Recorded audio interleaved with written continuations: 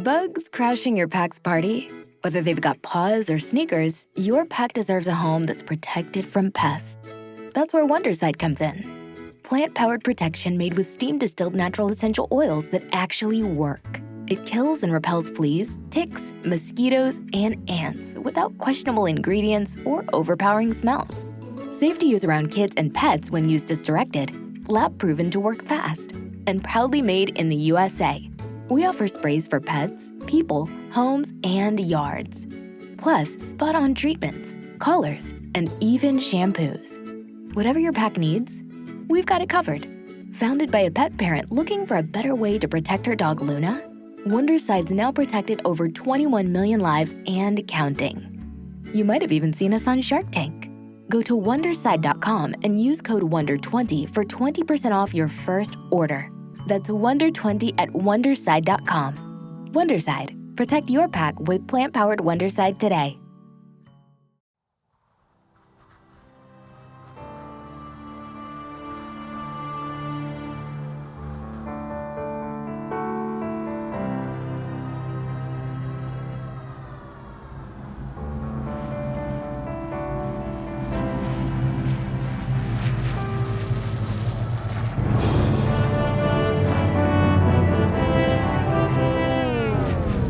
Well, hello there, and thank you for joining me for this reissue episode of The Infinite Inning. Whereas heretofore, I had not included the guest segments in these reissues, because whereas I do believe and hope that many of them are still fun, I'm also sure that many are dated.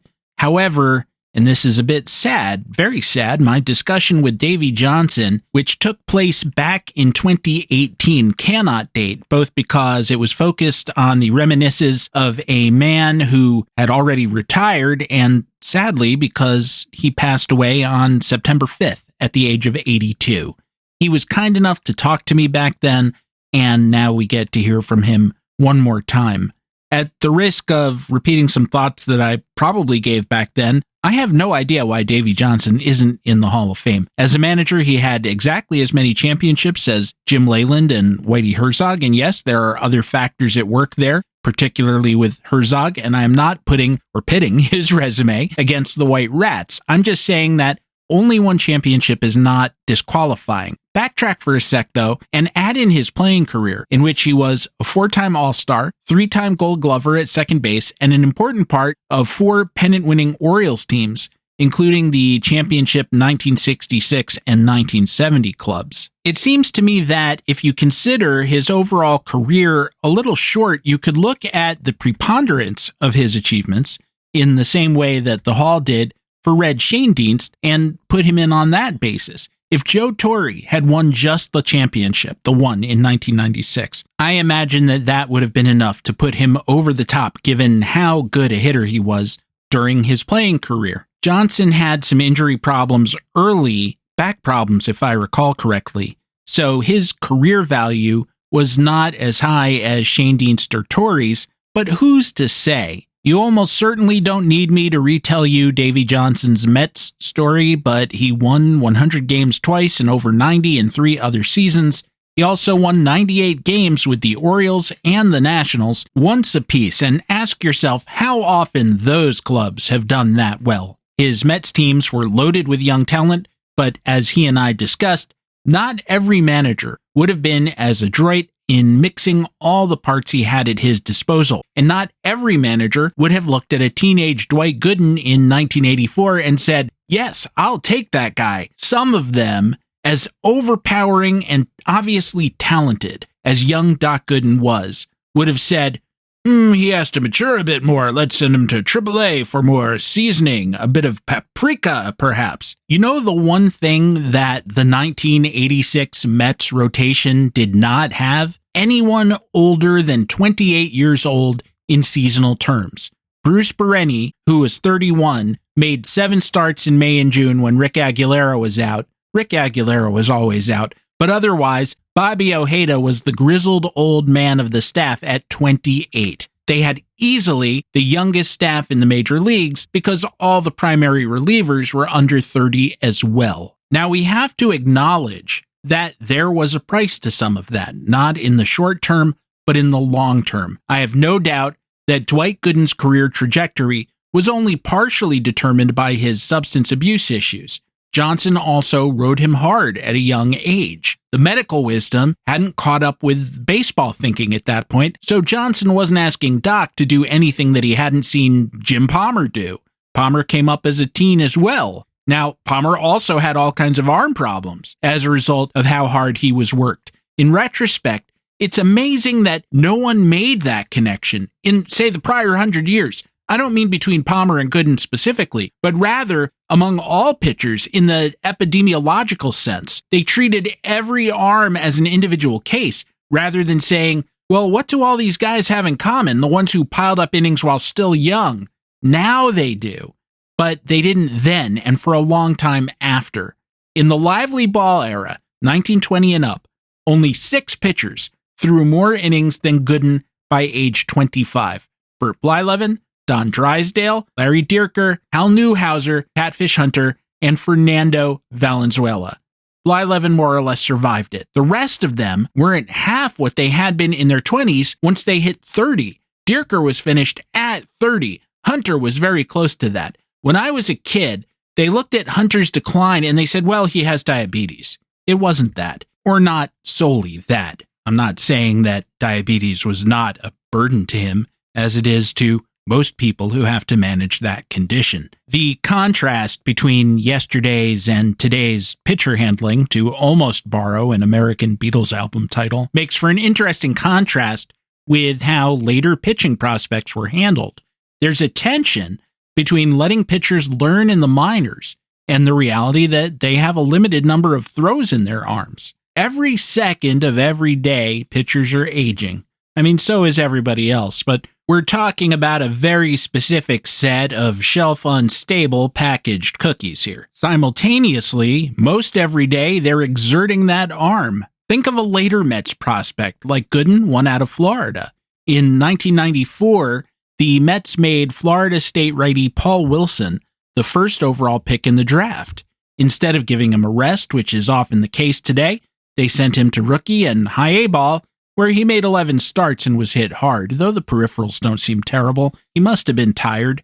In 1995, he was great. He climbed 3 levels, posting a 2.41 ERA in 186 and 2/3 innings, struck out 194, and walked only 44. He threw 8 complete games and 3 shutouts along the way, and I'm sure that those were a ton of fun for Binghamton and Norfolk fans. And you know what? That's a legitimate value that is too often lost, and that argument goes all the way back to Judge Landis versus Branch Rickey and the foundations of the farm system. Simultaneously, well, Rickey won that argument, and those games did nothing to help the Major League Mets. In fact, it hurt them, because Wilson soon went down with a torn labrum, and while he was recovering from that, and that is much worse than an elbow problem, his elbow also required surgery. He didn't pitch in the majors for 3 years, and what we saw after he finally got back wasn't a fraction of what had been portended for him. He had a 40-59 record, a 4.86 ERA, worse then than now, with a mere 5.9 strikeouts per 9 innings. Does anyone use the word mere in regular conversation? I just did, but I'm not comfortable with it. And he had several further injuries, including, if I recall correctly, a second torn labrum, which finally ended things.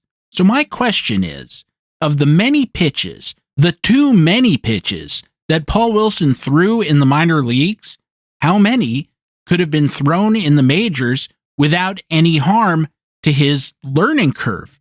And I wonder this same thing about quarterbacks now that it's football season.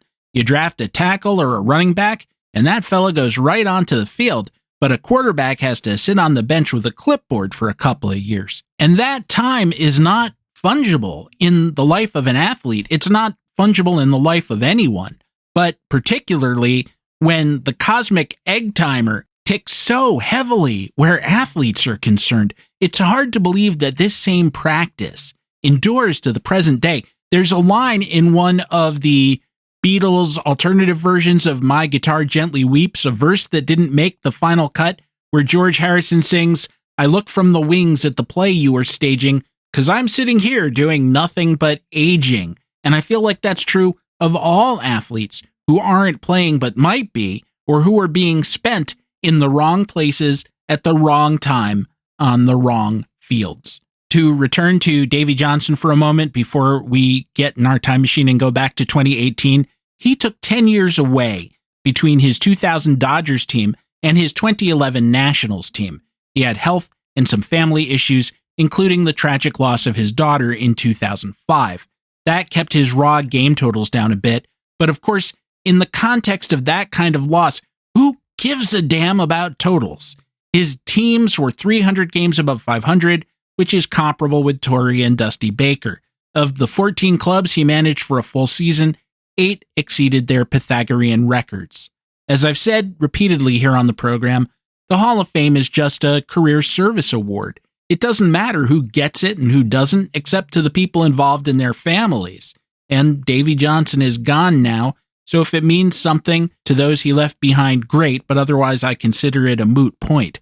You say, yes, but the museum, but history, and I will reply, as I always do, that the gallery is not the museum, and in any case, if you think the Louvre or the Metropolitan Museum of Art or the Prado has one example each from every great artist in history, think again. No one says they're incomplete or they don't accurately represent the history of art. They just accept that they represent what they're capable of representing in the amount of space available with the resources that they have. And they accept that all of history can't be encompassed or represented on a one-to-one basis in a single building or even several buildings on a campus. Still, to the extent that it matters now that Johnson is gone, I think baseball or the voters did him a disservice. And like I said, it's too late for it to do any good. That's all from me for this reissue episode. However, you will hear from me again from time to time as I rearrange the breaks that initially marked this episode. And I hope you'll get to hear from me at the end, because I couldn't do that last reissue episode. The darn program tried to throw me like some kind of bucking bronco. I hope that's a one-time thing. So here's what I have planned. We're going to start good old episode 55 from the top. You'll get the first story, which happened to be about an occasion in which Babe Ruth got hurt, but someone else suffered disproportionately. Doesn't really have anything to do with anything, but I thought I'd give it to you anyway, since it's all part of the whole. I will then spare you that episode's second story. We'll get around to it another time, just in the interest of conserving length on this reissue program. Thus, we will proceed directly from that story, however awkwardly I have to patch it together, to the discussion with the late Davey Johnson, which again, I'm very happy that I got a chance to do, and I am pleased to share it with you once again. Sit comfortably, strap in, and I'll see ya on the other side.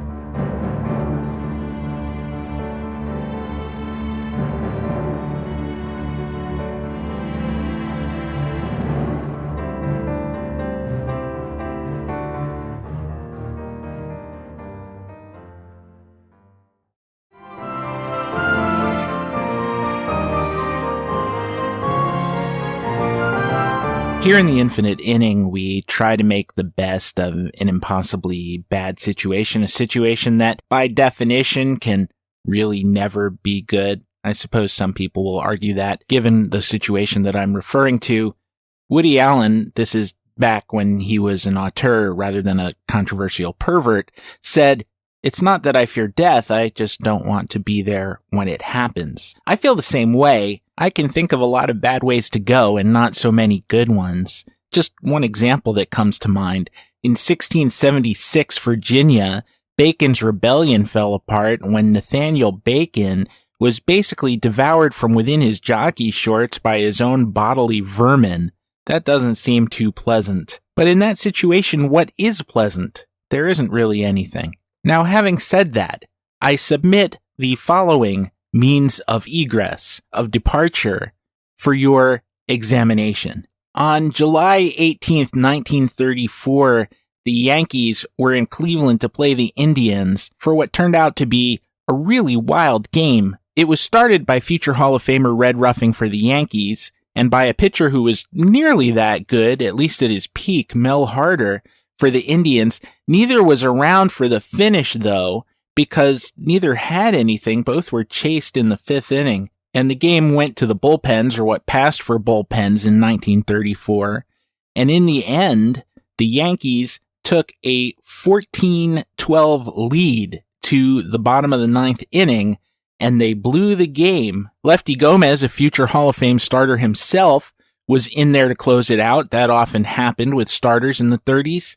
Gomez came in with a man already on second, allowed a triple, a double, and then a walk-off single to another future Hall of Famer, Earl Averill. And the Yankees went down to a loss, and it was an important loss, I guess. They were a very good team in 1934. They went 94-60, which in a lot of years might be good enough to win you a pennant in those days, or a division title today. But the loss dropped them to 2.5 games behind a Tigers team that I guess was even better.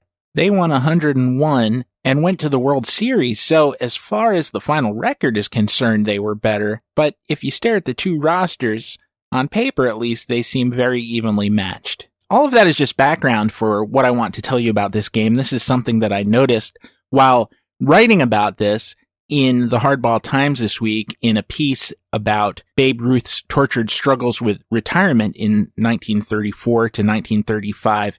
He was hurt in this game. He started it, but he wasn't around after the third. In the third inning, Earl Coombs and Jack Saltzgraver, the first and second hitters in the Yankees lineup, were on base when Ruth came up, and he hit a single to reach, loading the bases.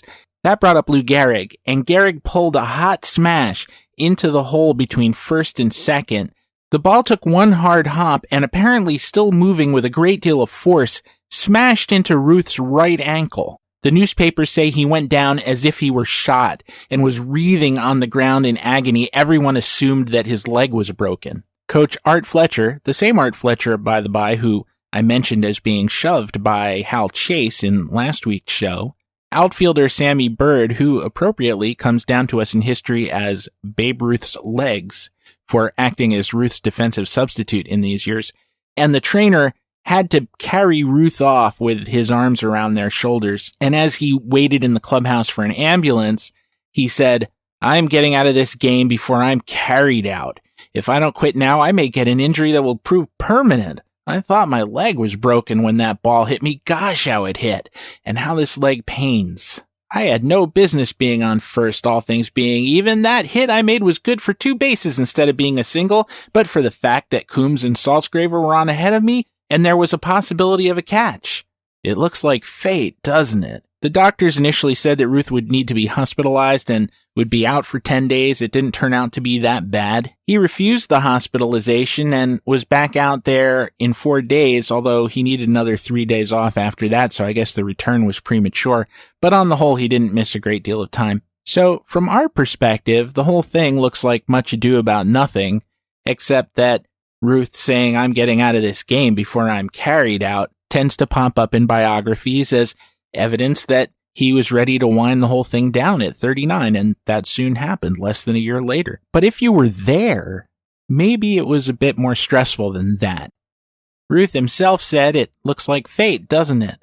unintentionally invoking the 3 women of Greek myth, the Fates, plural, who spun the thread of your life, measured it, and, when your time was up, cut the thread. And so, I will read to you, in whole, this very brief item from a newspaper of the day. Dateline, Cleveland, July 18. A heart attack during the excitement as Babe Ruth was injured in today's New York-Cleveland baseball game caused the death of Co. Livingston, 66, Kent, Ohio merchant. A resident of Kent for 45 years, Livingston was attending the game with his son, Charles, 38. Now, I don't mean to make light of a son witnessing the demise of his father, and that this event took place nearly 84 years ago makes it no less tragic. But it seems to me that for at least some subset of those of us who love the game, that might be how they choose to go. You know, I have a dear friend who is something of an expert on popular music, and of all bands in the universe, I think she dislikes the 1990s folk rock act Poi Dog Pondering more than any. I don't necessarily endorse this view, but she is so emphatic in her way of stating it that I feel a little uncomfortable quoting them here. They had a song from back in 1990 that contains the couplet, If I should die in a car wreck, may I have Van Morrison on my tape deck? It's not anything deep, but for some baseball fans, collapsing along with Babe Ruth might be kind of the same thing. As I said at the outset, no exit is a good exit, but you could do worse than to look at Babe Ruth going down and saying, well, if Ruth goes, then I go. That's poetic, but poetry will only take you so far. I'd rather stay. Ruth felt the same way. I could be remembering this wrong, but he passed away in August of 1948, and his old teammates Joe Dugan and Waite Hoyt were the pallbearers. It was a hot day, and they were sweating underneath the weight of the casket, and Dugan said, I could sure use a beer. And Hoyt said, Joe, so could the babe. I'm Stephen Goldman, and this is the Infinite Inning Baseball Podcast.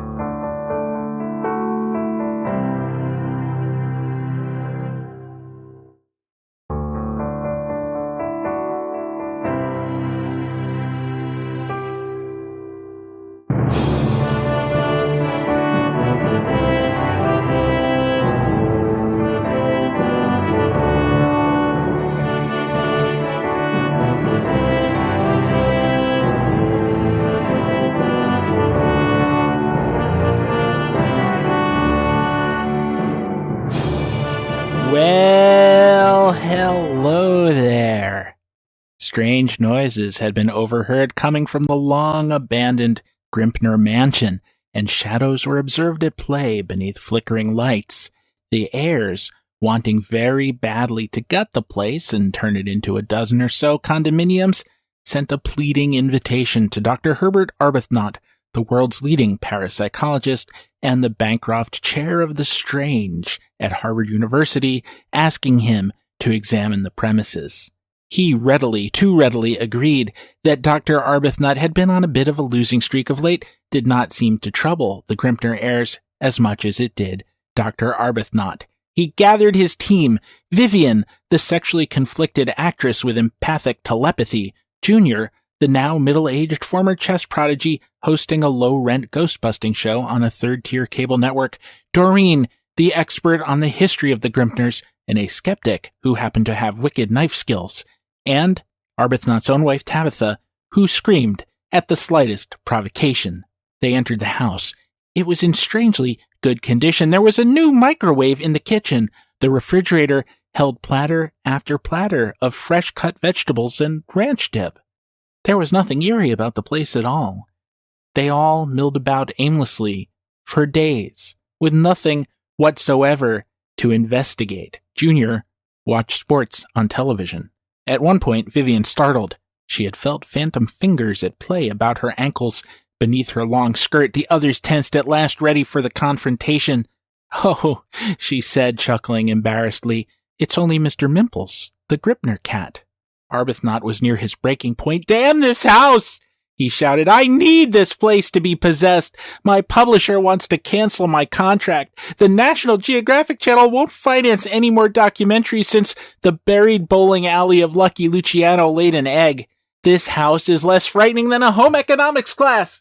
Do you hear that, house? Do you? I mock you. I scoff at the horrifying edifice of the Grimpners. I taunt you. He broke down and wept quietly. All at once the lights went out. The microwave beeped to life and cooked something that screamed pathetically. Doors and windows slammed. The voices of the damned screamed, and the walls bled. Something is very angry, Vivian said. We've got to run. We'll be safe in episode 55. The laughter was nearby. They all looked up to see Mr. Mimples leering from atop a gargoyle at the foot of the grand staircase. The gargoyle hadn't been there a moment before. Too late, he cackled. Episode 55 will protect you. No one escapes from the taunted house. Yes, I went all that way just for that pun. Welcome back to the show. Today, it is my great pleasure to be joined by former Major League manager Davey Johnson, who has a new book out, co-authored with Eric Sherman. It's called Davey Johnson, My Wild Ride in Baseball and Beyond. As you'd expect in our conversation, we touched on many aspects of his career, both as a key player on the great Orioles teams of the late 60s and early 70s, as well as his time with the Mets and Reds principally.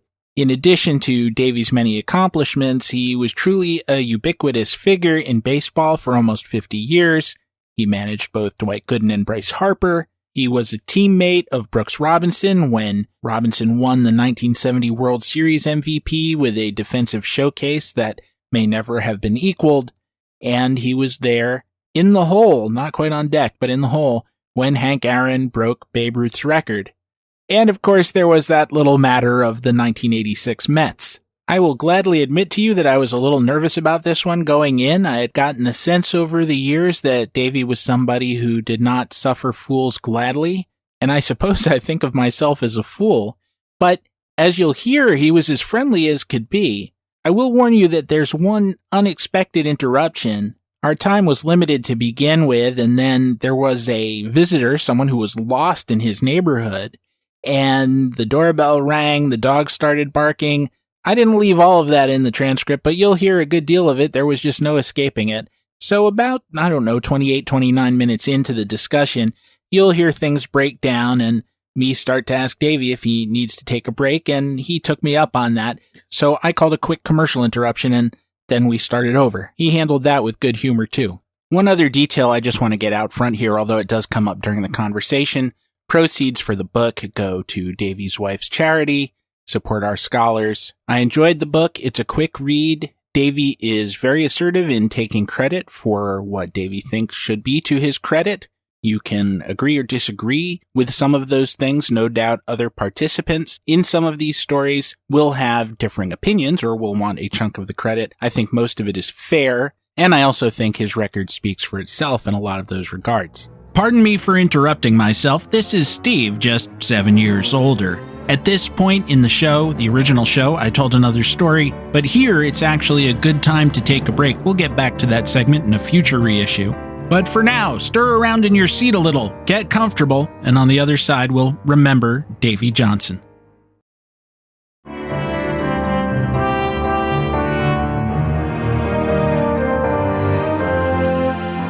My next guest was a 4-time All-Star, a 3-time Gold Glove winner, and a 2-time Manager of the Year award, and he should have had at least a couple of more of those.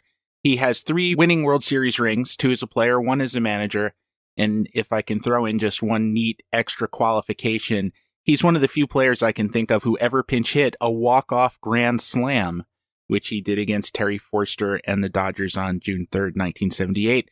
His new book is Davey Johnson, My Wild Ride in Baseball and Beyond. It's my honor to welcome him. How are you, Davey? I'm doing great, Stephen. Thanks for having me. It's my pleasure, and thanks for taking the time. I'd like to start with one of my favorite tactics of yours that made me so excited to watch the games that you managed going back to the 1980s. You had Howard Johnson, who was a third baseman who, and you can testify to this firsthand from being a teammate of Brooks Robinson, was not exactly Brooks on defense, and yet on certain days, say when Sid Fernandez, who would go whole games without a grounder, would pitch, you would list him at shortstop. And I guess you just figured on days like that, infield defense didn't matter quite as much. No, and when Sid pitched, it was usually a strikeout or a fly ball. He had this funny delivery, kind of hid the delivery, came out of his shirt, and it kind of rose. And there weren't a lot of ground balls hit off Sid ever. You know, some managers seem to be very worried about what will happen. And I realize this is part of a manager's job to think 2 innings ahead, 3 innings ahead. But it's kind of like that situation where you don't want to pinch hit for the starting catcher if you only have one backup on the roster, because what if lightning strikes the second guy and you suddenly don't have a catcher? So you were able to overlook in moments like that, well, what if I have to yank Sid early? What if suddenly Roger McDowell's in the game and he gets 3 grounders for every fly ball? You were willing to chance that risk. Well, there's no question about it. And you have to have confidence in your players. And, you know, I always tried to put the best lineup up there that had a chance to score the most runs. And I had a great bunch of guys, and they understood it. You know, everybody has a role, and when you can use them in a lot of different roles. I think they've gone a little overboard today because, I mean, a lot of right fielders come in to play second base, and they don't know the footwork, and they get taken out. And, of course, the rule changed because of Chase Utley. Now they have to slide straight in, but it's a little different game right now. It's funny, as you were talking, I was just thinking about what I said about running out of catchers, and I don't know if you ever did, but one of your managers, actually, your first major league manager, Hank Bauer, who was a right fielder, ended up having to catch for the Yankees a couple of times because Casey Stengel ran out of catchers and they lost those games. But at the end of the day, it's just one loss. And I guess the gamble that he took strategically to pinch hit for his catcher seemed worth it at the time. You don't ever want to weaken your defense, though. And also you run the risk of a guy getting injured, Hank Bauer, he managed me, and he was a dandy. He was a tough ex-Marine, and he'd rather fight than figure out strategy. But I enjoyed playing for him. I wanted to ask you about him. I got to talk to him a few times before he passed away, and as you said, he was quite a character. He had this high, reedy voice, and I don't know if that was from a lifetime of smoking cigarettes or just the way that he was even then. But he told me about a deal that maybe this was really Hank Peters, but he said that he had negotiated to swap Mike Epstein, who was a first base prospect for the Baltimore Orioles at that time. This is in 66, 67, to the Cubs for Billy Williams. And that someone in Orioles ownership or management turned that down. I can't quite figure out why, because they dealt Epstein not long after that. Anyway, but what he said to me was he uttered kind of a curse and said, and I'd still be there. And just from reading your book, I imagine that you'd say that wouldn't have been the best outcome for the franchise. No doubt about it. Of course, I had Earl Weaver, and I thought he was a genius in handling pitching staff. And the way he set it up, the bullpen, and the way he used the bench and the bullpen, which is the key to being a successful manager. Hank had no clue on those issues. And it was unfortunate. I did like Hank, but he was a tough guy, and we butted heads occasionally, to say the least. You told a story in the book in which he was talking to you about hitting, and it didn't sound, from the way you described it, like a particularly heated conversation, and yet he ended up punching an airplane bulkhead and breaking his hand, just talking about the way you looked at pitches during an at-bat. Yeah, he said, he asked me, he said, are you a guess hitter? And I said, no, I'm not a guess hitter. I look for a fastball every pitch, because that's the fastest one they throw, and I adjust off it. And that's what he said, just what I said, you're a guess hitter. And he hit the bulkhead. I mean, guess hitting, you would sometimes look for a curveball, a slider, or a changeup. That's guess hitting. When you set your timing on the fastball, that's not guess hitting. He was just a little bit different. He was known as a first ball fastball hitter. And I'm sure he got off of that at times and guessed breaking ball. And he had a lot of great hits in his career. But he didn't like the thought that, somebody would, when he'd say, you're a guess hitter. I said, no, I just look for a fastball. That went against what he was thinking. Earl Weaver comes along after that, and he was somebody that you knew going back to the minor leagues. And one of the things that you brought up in the book, and I really appreciated this, you were an early proponent of a rational approach to baseball, what we would call sabermetrics now, but of course it wasn't called that then. And the fortunate thing about that was that computer technology was evolving at roughly the same time that you were studying this. So whereas somebody like, I mentioned Casey before, he had a good grasp of the stats, but they were all in his head, and Earl had note cards, I guess. And you were able to do stuff with computer programs and optimized lineups. And you talk about giving Earl a study in which this must have been about late 67, 68, where you advocated for yourself batting second. And I have to be honest, you said, and maybe this was the result that you got back then, that optimizing the lineup would have added 80 runs to the season. And I think I actually looked up at my wife and I said, that's a lot bigger of a jump than most studies say that an optimized lineup. But maybe if Earl had been batting Belanger second, then it would make sense. So I looked it up, and indeed, he was batting Belanger second all season. And I know you know, but for those who don't know, Belanger was the defensive shortstop from, say, the mid-'60s to the late 70s, but really didn't hit very much. So I'm curious how much of an influence you were on Earl in this regard, because we remember him as the walks and 3-run homers guy, but at the beginning of his major league career there, he was batting someone with a 280 on base percentage up in the second spot. Well, I had, when I was in there, I did the the computer stuff on a big old IBM 360, and you had to use key punch cards to program it. But I also had lunch with a guy named Earnshaw Cook who wrote Percentage Baseball. And in the early 60s or late 60s, he used on-base percentage with walks and hits. Elias didn't even use that. They didn't use the on-base percentage back then. And I thought that was great because the optimum lineup was to have on-base guys, high on-base percentage guys batting 1 and 2, and then you run producers, extra base hit guys throughout the lineup. And the worst on-base percentage hit last. And if you always did it that way, you'd have more guys to come to the plate and more chances to score runs. I used to take him into Weaver, and he'd use 5 at-bats for a hitter to decide if he was going to play or not against a pitcher. And I said, Earl, to be able to predict within plus or minus 5%, you need 500 chances. And of course, he didn't understand all that. It was called a variable chance deviation. It was way above his head. But I know he listened, and even though he chased me out of his office.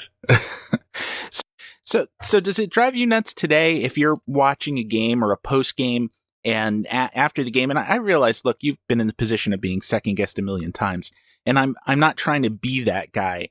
I understand that when you're sitting in the dugout, the game is moving a lot faster than it is in the stands or at home on television. But when a manager, is asked, well, why did you bring in that pitcher to face that guy? And he says, well, I didn't like the matchup. He was 2 for 5 against him. And that's when I get really frustrated because, as you just pointed out, 2 for 5 doesn't really mean anything unless you're seeing something really obvious about the pitcher's selection and the hitter's abilities. 2 for 5 could just be 2 bleeding grounders. It's almost totally random. Well, there's no question about it. And, I always say, a lot of times, anytime you put garbage in the computer, you're going to get garbage out. And, this launch angle and this velocity off the bat, it doesn't mean a whole lot because all it does is confuse the situation. Logic will dictate, percentages, and you go with them. And, one thing, even Earnshaw Cook, he came out and said, well, if a guy's a 250 hitter, when he gets 2 balls and no strikes, he wrote in the book, the guy should never swing because the percentages are he'll walk more than he'll get a hit. I said, well, Earnshaw, you can't do that because we're dealing with human beings and they have emotions. And what you're saying to him is nothing but negativity. Well, and also I would assume that you're kind of turning off whatever the interaction of muscle memory and reflexes and everything. You're trying to defeat a whole system that a player has been learning in many cases since he was maybe 5 or 6 years old. No question about it. I used to get on Weaver, too, on Baylor. Baylor was a definite streak hitter. He'd go into what I call a favorable chance deviation, and he could hit anybody. It didn't matter who was out there. But Earl still went back with these stats. I remember one day in Milwaukee, he went 3 for 4, he hit a triple and a home run. Next day, he wasn't in the lineup. And I came in there and I said, you crazy?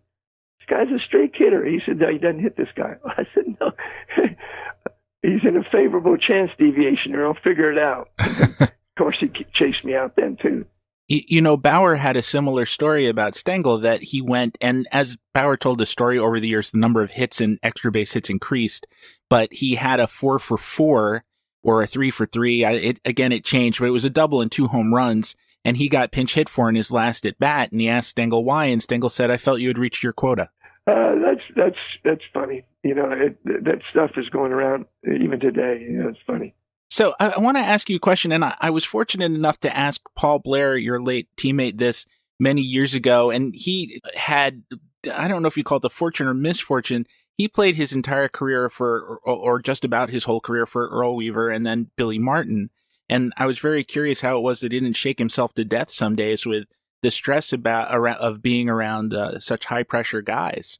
And he just shook his head and laughed, and he said, you could never tell what the Weaver was going to do, and you had to be alert. But I wondered when Weaver, and in the book you portray yourself as not being fazed by too much. And I note, by the way, that in managerial ejections all time, you trail Earl by like 95 to 37. So you were comparatively low key. But as a player, when the manager is going to go out and have those kinds of theatrics as often as he did and be so dramatic, is that a distraction to you? Does it help you? Did it make you feel more tense? What was the overall effect of his behaving that way? Well, I think what he was trying to do is take the heat off the players, and put it on the umpire. And he was very good at that. I remember, the first time I went to argue with an umpire, I kicked dirt on home plate like he did all the time, and he threw me out of the game. He said, "That Earl Weaver crap isn't going to cut it over here." But and I like playing against guys like Billy Martin. I mean, he was on me all the time, and he would be yelling at me and cussing me, and then I would send him, while I was on first base, I'd send him little hand signals about what I thought of him. And we always had it out, but I loved the competitive nature of another manager like that. And to me, it was great. It stimulated players, not only your team, but also opposing players.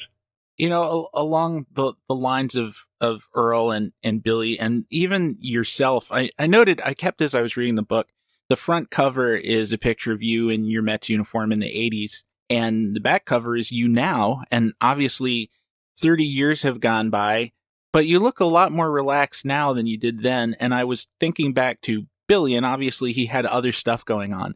But whenever Steinbrenner would have a press conference where he called Billy back from whatever exile he was in, Billy would look tanned and rested and, for Billy, healthy. And then not too long into the season, he looked like he was about to die. And, I used to watch you on the Mets game, and I don't mean to, and other games too, and I don't mean to make this overly personal, but I could see your eyes were tired, that you were fidgeting in the dugout. The tension was palpable. And looking at you now, again, you look a lot more relaxed. So, I mean, do we not appreciate just how much stress major league managers are under? Well, I never really felt like it was much stress. It was, you get totally involved in the game, totally immersed in every situation. And you're actually thinking not only this at bat, but, a couple innings ahead. And you get so involved in your thought process that it probably causes you to look like you're having stress, but you're not. You're just figuring things out, how you want it to play out and how you anticipate things to play out. The biggest stress in the big leagues wasn't dealing with the writers or the players. To me, was the constant travel and living in another hotel room away from home. And that was the most difficult part. And once you don't have to do that, I mean, I've loved being home. For 51 years, I was never home. I have a nice house, and I've always had a nice house on the water, and I always had a nice dog. But as a manager, you don't get to experience that. And so now that I'm getting to experience it, my wife is giving me a hard time. She wants me to take her to New Zealand, to go fishing, to Bora Bora, to Tahiti, to Alaska, you name it. She still likes to travel, but not this cracker boy. You did all the traveling, albeit, you were going to Cleveland 4 times a year or something. It's maybe not quite the same as New Zealand. no, but I enjoyed it. And I took my wife with me on most trips, and because I felt like that was the easier way to keep your marriage together, by being together all the time. And she's a tough lady. She's got this big charity now that, of course, SOS, Sport Art Scholars, all these underage girls. She's giving them mentors and providing financial assistance through college. And that's why I did this book. Steve and I, she and her son wanted me to do it. And I said, okay, it's a good idea. I guess you can use the money for your scholarships for your girls. So here we are. And she had been involved in this kind of thing for a long time. And you talk about, and this is some of the heavier material in the book, that you suffered a couple of losses in your case, your daughter, and in her case, really both of you, because he became a big part of your life too. Her son, and before her son passed, he had been a rubella measles baby, and had been born severely handicapped, and she had set up organizations to help care for people like that. Yeah, she had to raise $1 million a year. She wanted to give these kids an education, teach them about the calendar and how to sign, and she was great about that. Another thing she did that she doesn't ever get any credit for, she organized the wives on every team, and then took it nationally, organized all the major league wives to do good works in their communities. And it's still going today. The wives of major league players are doing great charity work. I guess this is the place to mention, and this always stuns me, that when you were manager of the Cincinnati Reds, Marge Schott, who on one hand is saying Nazi Germany wasn't so bad, is on the other hand saying to you, you have to make an honest woman of that girlfriend of yours or you can't manage this team. Well, that's true. And, I love her for that. I was going to get married. First, she stayed with me all 1 year and traveled with me and whatever. And because I wanted to see if she could deal with that, having kids and that kind of life. And Marge said, if you don't marry her, make an honest woman out of her, you can't manage this ball club. And so I said, well, fine, I was going to do it anyway. And then instead of getting married in Cincinnati, where Marge may have attended, I got married in the Keys. But it didn't last very long. She fired me for Ray Knight, So that was another part of the story.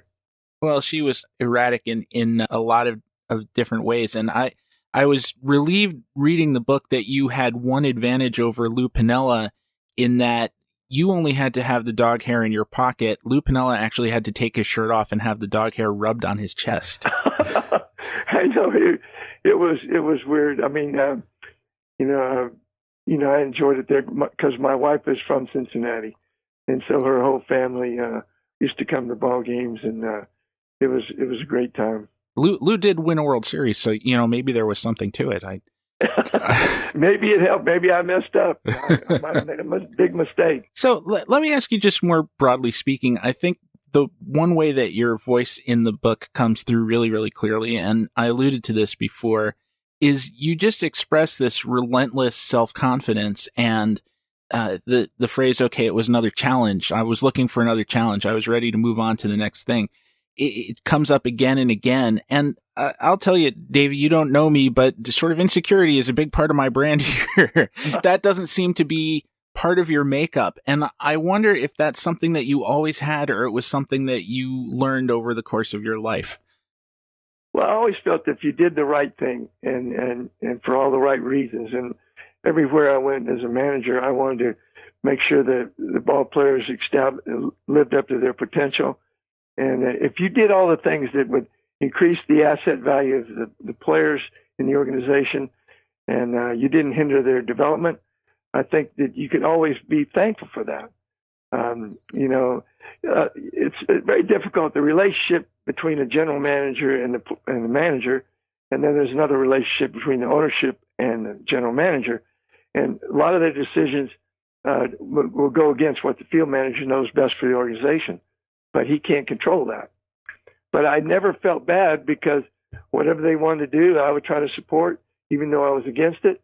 And then when they took it out on me and fired me, I would have loved to have just stayed in one place my whole life. And I thought it was going to be in New York. But that didn't work out. And so I kept getting more challenges. Boom, boom, boom. And there was never a moment at any time of I mean, you do, I don't want to make it sound like you don't ever express any regrets in the book, because you do, but there was never a moment where you fell down about these things, or I mean, frustrated, sure, but you didn't feel defeated at any point by some of this opposition that you went through? No, I never really did. I mean, I have, I think, number one, I don't have a big ego, number one, so I don't need everybody telling me how great I am or something. Because I think if you do, and you feel in your own mind that you've done the best you possibly could do in every situation, what's to look back on it for? I mean, it doesn't make any sense. I have a lot of confidence in my abilities, not only in baseball, but in the real estate field and in life in general. That you'll put all the data in the computer or your brain, and you'll come out with the best decision possible. You mentioned the real estate business, and I wondered if that helped you with that confidence in the sense, and I don't mean to keep going back to Casey Stengel. He's somebody who comes up for me a lot, but he had investments outside of baseball. He got into oil and pharmaceuticals and banks. And so after a certain point, he didn't need the job. He did it for the love of the game and for the challenge of winning World Series, which obviously he did a lot, but he had the ability to walk away from jobs and to turn some down, both of which he did in the majors and minors. And I wondered if you're having the off-field success in real estate, and having that kind of a backstop allowed you to be pickier about what you were doing and to not feel as dependent as other managers might who might not have that same financial backing. Well, even as that's true, but I think the first thing I ever did when I ever made any money, I always felt like I had to let that money work for me and not make bad decisions on how I invested money. My grandfather, died penniless and left my grandmother nothing. My father was the same way. And I always felt the responsibility to do the right thing. Not when you're making some money, invest it in something that's going to grow. And I didn't know anything about the stock market, but I knew something about real estate. And the first three investments I made when I got a bonus to sign with the Orioles were buy a car, a Pontiac convertible, set of golf clubs, Hague Ultras, and boom, a lot from my family's estate for $7,000 on the water.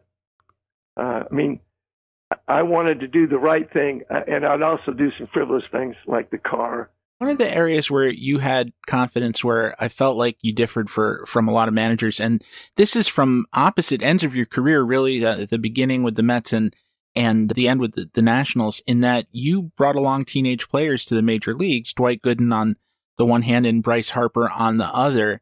And in retrospect, obviously, it's really easy for us to say, oh, these were special, unique talents, and it all worked out in the end. But a lot of managers and organizations are reluctant to do that. And there seems to be the sense that even if this kid has dominated in the minor leagues, if he comes up to the majors somehow and doesn't succeed instantly, he's going to be ruined for all time. But you had the confidence in your judgment to take these really young players up. And I wonder how hard you had to push for that, and how it is that you didn't have that same mindset about their having such fragility. Well, one thing about it, when as a baseball player, and I was a lifer, and you appreciate good talent. I broke in with the Orioles and my roommate was a guy named Reissue. He taught me how to throw. Brooks Robinson taught me how to feel and how to go about the work ethic. And when you see other players that are at that same level and their work ethic and everything, and it's really about makeup. If the makeup is there, I always take a makeup guy over talent. And sure, I'd fight for them because they deserve to be at that level at that time. And I just wanted them to be, not overly whelmed, but successful in the whole thing, in the whole process. And it was fun. It was never any doubt in my mind. Those guys were ready. The bad thing is, along the way, sometimes they may get off track. And that's where I think a manager and his parents all come into play. I wanted to ask you about that. One thing that always has been a little opaque to me about managers and their role in the clubhouse. And I'll give you an example in that a couple of weeks ago, I had Greg Pryor on here. You might remember Greg played for the Royals quite a bit in the 80s.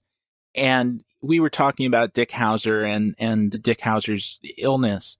And he said that one of the reasons that he knew that Howser was sick was that Howser was coming into the clubhouse and talking to them, which he didn't normally do. And that even though Howser had a good relationship with the players, that it's not baseball etiquette that you pop into the clubhouse before a game and say, hi, coach, let's have a great game, that kind of thing. You talk to the manager when the manager wants to talk to you. And otherwise, there can be a certain amount of distance there. And I feel like even you, to a certain extent, you talk about in the book about delegating with the Mets clubhouse matters to Keith Hernandez and Gary Carter. So does it vary from player to player or from team to team in terms of just how much actual interfacing you do with the players outside of the game? No, I think the manager, I was never big in big team meetings. I always felt like that they were unnecessary. I think if you set up, I always had owners and general managers say, we got to make the clubhouse smaller because everybody's apart. Well, and we don't have the chemistry. Well, you have chemistry when everybody knows their role. And the way everybody knows their role is not only do you put them in the right situation and give them an opportunity to improve that situation by their performance, but all the conversations mostly that are the most important are individual conversations. my wife must be having delivered some more books, so that I'm going to a book signing today, and my dogs greet everybody that way. I understand. But you understand what I'm saying? I do. The conversations with your players and your team, if they're on an individual basis, they're more heartfelt because they know that nobody else is listening, and they know exactly what you're saying and what they're saying is being heard.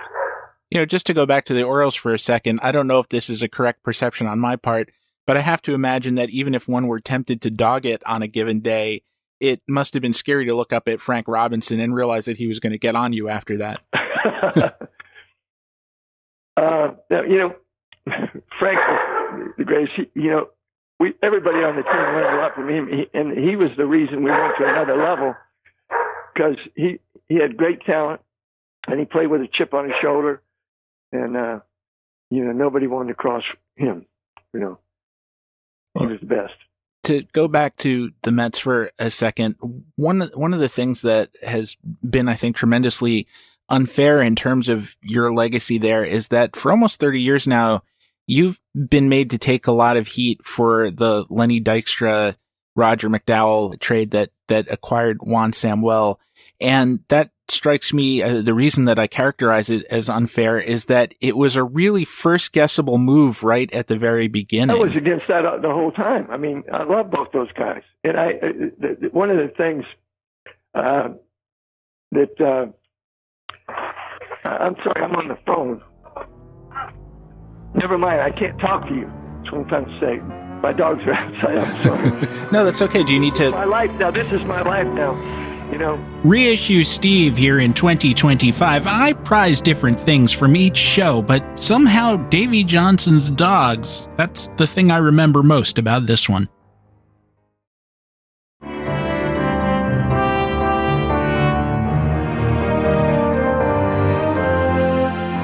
So we're talking about the Juan Samuel trade. It was a terrible trade.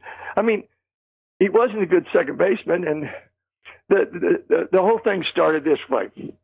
I told Frank Cashin that, when we traded Mookie, I said, Lenny, the first year I play him every day, he's going to probably hit 220, but he'll still be on base about, over 300, but then he's going to be fine because I've been platooning him to keep Mookie in the lineup.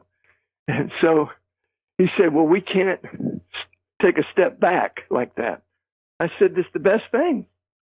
And then they go ahead and do the trade. And then what was even worse, but I said, okay, I'll support it.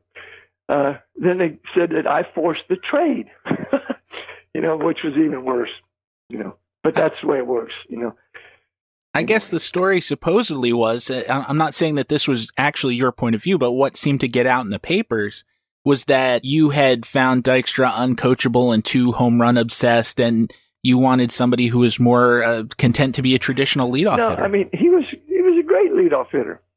I mean, I did have to get on him occasionally because he wanted to gain more weight. He wanted to get bigger. He did want to hit home runs, but that's just part of, explaining to a player that he doesn't need that, And he came into camp when you're overweight because he'd been trying to bulk up. I said, your deal is speed and you can't hit the ball out of the ballpark, but you're tough to, pitch to because you are a threat. I mean, he'd take pitches all the time and set them up and then they throw one right down the middle and he'd be swinging. But he just was, I used to play golf with him too. And I could beat him. I could give him 8 shots and beat him. And he decides he wants to play me even. So no, I'll play you $50 a hole even. I said, okay. And he'd be down about $400 or $500. He said, okay, I'm not going to play you this next hole. I said, okay. And then he'd say, and on this hole, I'm going to play you for 100. So he was just he had a lot of confidence, which I loved, but he made some bad decisions. And when he was making all that money and told me he sold his car washes for $55 million. I said, great for you. I said, you should have just kept him because you were spending all the money he was making. Right. And then he was making money in the stock market. And guys were calling me and said, You want to invest with what he's doing? I said, no possible way. No possible way, because I know he's going to try to make it into $1 billion, and he's going to lose it. And that's what he did. And in the meantime, you were stuck with a center fielder who wasn't really a center fielder, and that seems like kind of a problem. Yeah, that was a problem. And, but you had to try to make it work, and it was difficult. You know, one of the takeaways that I had from that, and from some of the other situations that you were in, you know, the Mets front office was supposed to be so smart as they built up that team. And I don't think that Frank Cashin and everybody got dumb necessarily, but it seems like every team, this extends throughout baseball history, I think, in that everybody knows how to build up. And, you know, you lose, especially in the draft era, you get some high draft picks, so you come up with a Gooden and a Strawberry, you make some smart additions of veterans. I don't have to tell you who you guys added. And then what nobody really knows is how you maintain it. And that's where the Mets struggled. Yeah, you know, I think one of the toughest things is, you know, from a field point of view, is you don't know what the constraints are on ownership. You say, well, we can't afford to pay this guy, keep paying this guy, so we got to get rid of him. You know, but I think growing up in the Oriole organization, and also when I first got to the Met organization and I started in the minor leagues, the minor league talent is the most important. Develop the talent. And the guys that managed them in those minor league cities and towns, they were the most important people as far as I was concerned in the whole organization, because they were going to develop talent to feed the big league club. And the clubs, if you look today, they've gone back. The clubs that are really being successful have developed a really good minor league system. Yankees, Braves, and I think it's great. One other thing that came up in the book that I really want to ask you about, because I don't know if this will surprise you or not, but for a person who has expressed as much confidence in his judgments as you did, I thought you were actually unfair to yourself in this one regard. And it's that you said that one of the big regrets of your managerial career was that you were not able to do more to deflect Dwight Gooden and Darryl Strawberry from whatever off the field problems they were having. And the question that I asked myself at that point was how? Because, you know, you weren't John McGraw with private detectives trailing the players after hours. And in fact, you made a point of saying that if the players come to the ballpark prepared, you didn't necessarily care what they were doing in terms of after hours and setting curfews and all of that old fashioned stuff. But I don't think, maybe this is less a question than my trying to say that it's a noble dream, maybe a great dream. I don't think that any manager in baseball history, and whether it's Casey and Mickey or Joe McCarthy and Hack Wilson, that if a player was going to do something self-destructive, I don't think that any manager, however well-meaning, ever saved that person. Yeah, well, you know, Dwight Gooden was such a great young man. I mean, first won the ballpark, he was a switch hitter, all these good things. I mean, he loved the game. He was always cheerful and whatever. But you know, if I'd have known that he just didn't know how to say no to his homies, if I'd have known that he meant no, but he didn't know how to follow it up, I could maybe have helped him say no. And I thought Kevin Mitchell would have been a good guy to help him say no. But they felt like he was going to be a bad influence, but that was not the case. He was going to be a good influence. And the same way with Strawberry. You know, but now Strawberry's on the right path, and I'm still worried about Doc. You know, that's the big news. That's one of the great ironies. Kevin Mitchell never got in trouble that way. No, I mean, he came from the toughest area in San Diego, and I knew it. And he was the best-looking young right-hand hitter I've ever seen. And I got him 350 bats the year before they traded him, and I was going to play him every day the next year. And, you know, they just wanted to trade him because they felt like he was going to be a bad influence on Doc and Straw. And I said, he's the best. But they didn't believe it, you know. So that was one of my regrets. And you were using him like Ben Zobrist. You were using him everywhere, and he didn't look like a shortstop, but as we talked about earlier, it didn't matter sometimes. Didn't matter. I mean, if he didn't play shortstop against the Cardinals when Tudor pitched, we'd never won. He was the only guy I had in the lineup could even hit Tudor. And he'd kill him. But I love the guy. I mean, I knew he was tough.